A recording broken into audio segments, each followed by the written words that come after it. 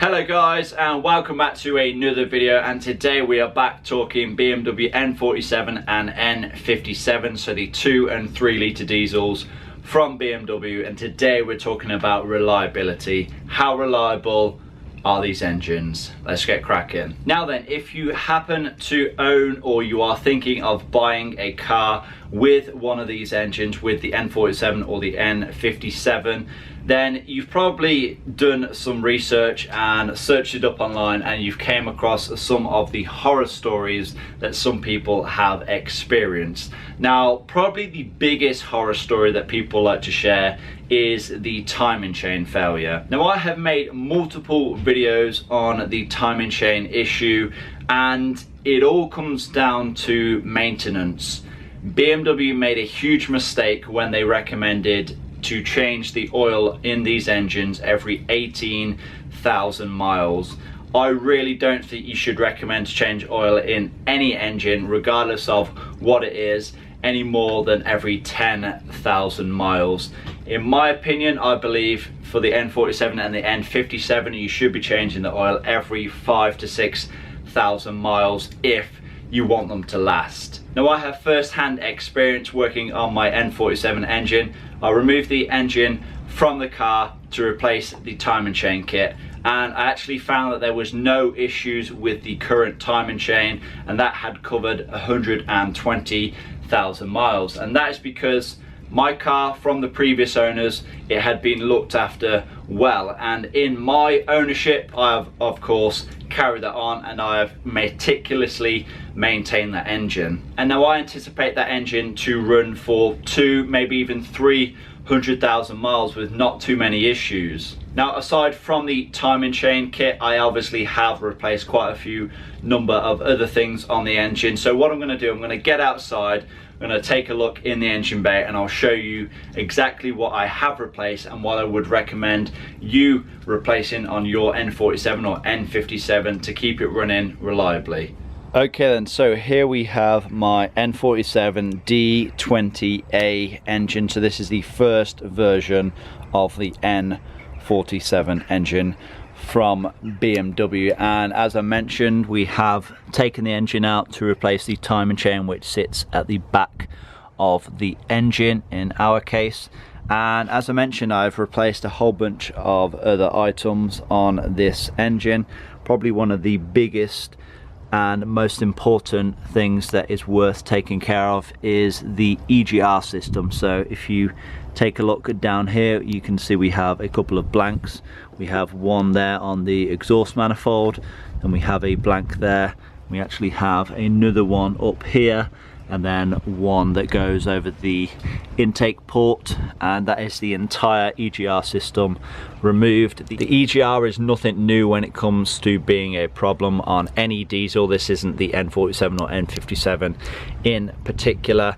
You know, it's only a matter of time on a diesel engine before an EGR gets blocked up and fills your intake manifold with a sooty, oily mess. So I have decided just to completely remove the EGR system, just so I don't have to worry about it again. I don't have to periodically clean it, and it's not going to cause me any issues in the future.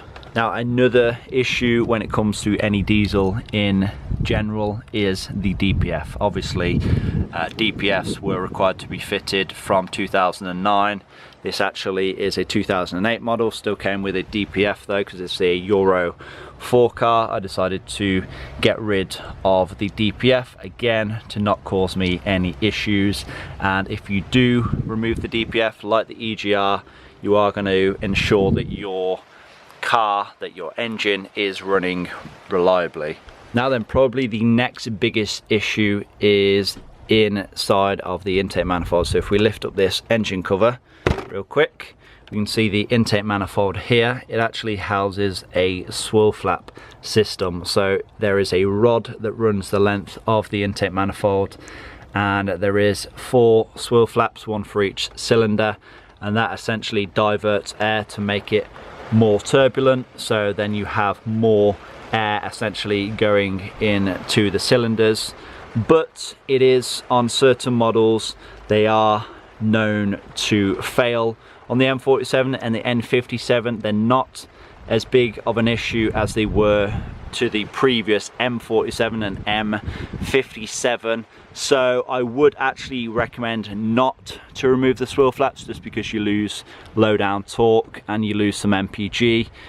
I would recommend removing your intake manifold, you know, if you want to go ahead and clean it, and then at that point I would recommend inspecting them and seeing if there is play in the rod itself, because it is the rod that fails, it's not the swivel flaps in the case of the N47 and N57. Now, I actually kept my swivel flaps in place, and I actually intended to do so on the original intake manifold, but because we had a leak coming from the front of the intake manifold where it meets with the swivel flap actuator, which is this thing just here, I actually decided to replace the entire intake manifold for a remanufactured, reinforced one, which actually comes with aluminium swivel flaps and a reinforced rod with reinforced bushes.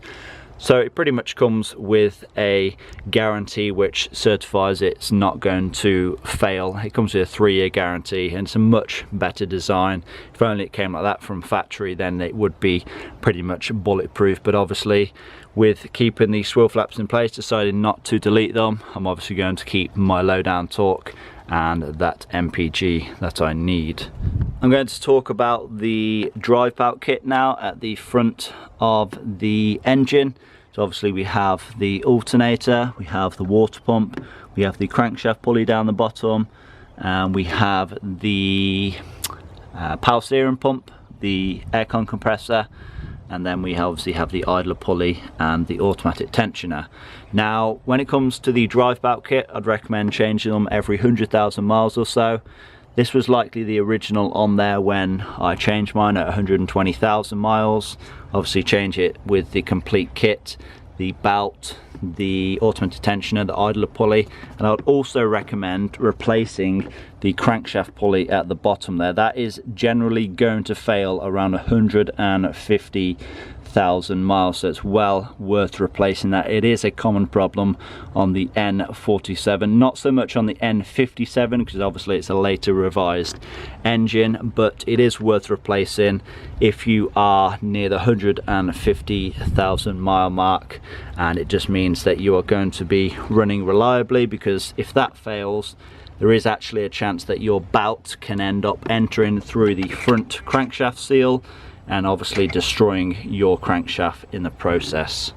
Now then, another issue, and this is again not even engine specific, you know, this is pretty much all diesels. This is the Black Death, when you have soot, carbon and diesel around the injectors themselves. That is simply just when the injector seals themselves fail. Like I said, you know, it's not specific to this engine. That is on pretty much any diesel you can find. It's very cheap and easy to replace. Probably the hardest thing is removing the injectors themselves, which do like to seize into the head. So if they haven't been removed in the best part of 10 years, you may have an issue removing them, and it may be useful getting a slide hammer to remove them, which is what I'd done when I had the engine out.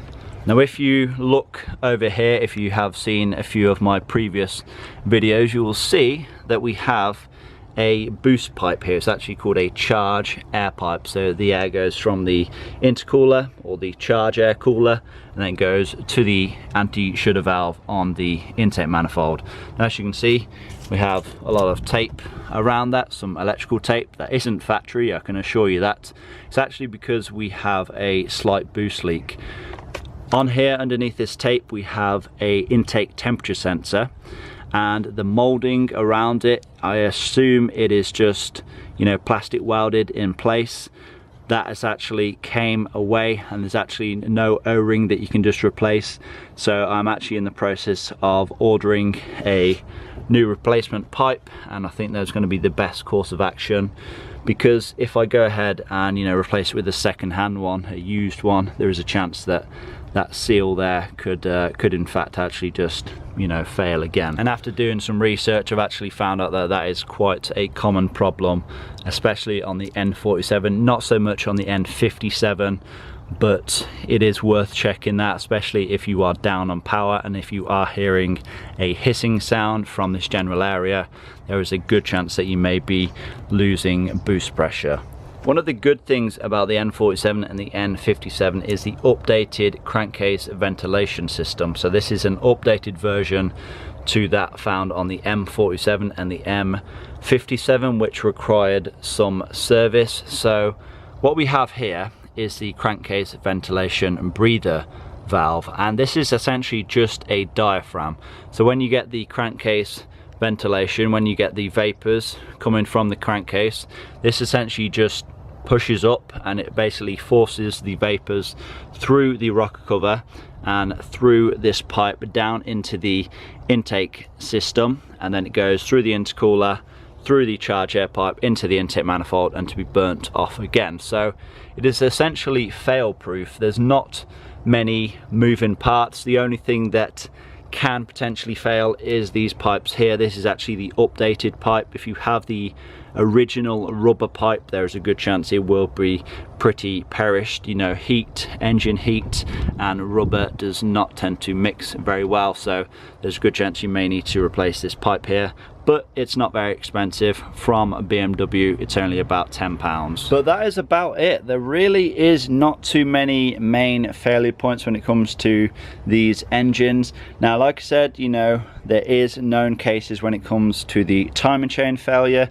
If it does want to fail, it does tend to fail between 100 and 150,000 miles. In my opinion, I would just go ahead and change it for peace of mind. When you do replace the timing chain kit, it actually gives you a good opportunity to replace a whole bunch of other things as well. So obviously you will replace the rear main seal, you will replace the sump gasket, the rocker cover gasket, the timing cover gasket, the injector seals. It's a good opportunity to replace the glow plugs and the glow plug module. And of course, if you need to replace the clutch or the flywheel, it's worth doing them at the same time as well, because to replace the timing chain on this, you either need to remove the engine from the car or you need to remove the gearbox from the car, and then you then have access from the back of the engine. Okay then, so to round up, the N47 and the N57, are they reliable engines? And in summary, yes they are, but like any engine, it's going to require maintenance. You are going to have to replace parts when they fail and when they do wear out. The main thing to note if you do want to own one of these engines is that you need to replace the fluids. So replace the oil every 5,000 to 6,000 miles. You know, at the end of the day, oil, good oil and a good oil filter is not expensive. So just replace it every 5,000 to 6,000 miles. That's the main thing when it comes to this engine. It's going to save you from a whole host of different problems. Make sure that you flush your coolant as well, because you need to have good proper coolant running through your engine. Make sure that you use good quality fuel. Make sure that you allow your engine to properly warm up before stepping on the gas. All these things are really quite basic when it comes to prolonging the life of your engine, but for whatever reason a lot of people seem to miss some of these steps. Okay then, so I hope this video has been somewhat helpful. I hope you've learned a thing or two, and I hope it's, you know, helped to really break down some of the myths that are out there, that these engines are, you know, just terrible engines and that you should stay away from them completely. I do have a lot more videos on these engines to come. I already have a lot on my channel as it is, so if you are interested, consider subscribing. Please give this video a like, leave a comment down below, and I will see you all in that next one. Peace!